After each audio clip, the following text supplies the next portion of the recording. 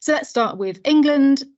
We have got some of the classic items that are being banned, but of course with some differences. So in England, from the 1st of October, any plates, bowls or trays that contain any plastic, so that could be paper but with a laminated plastic layer, it is not possible after October to sell those to consumers. So that means 50 plates for a party at home, for example. Those sales are not allowed.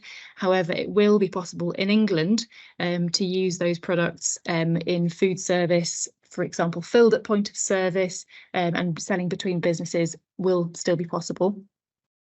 Cutlery will be banned, so that's all plastic cutlery and CPLA and PLA cutlery for any Vegware customers. Then there's a biggie, it's the foamed polystyrene. So some people know it as styrofoam.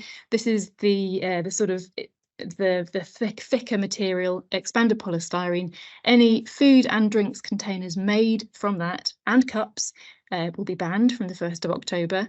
And there's already limitations in place in England to do with plastic straws.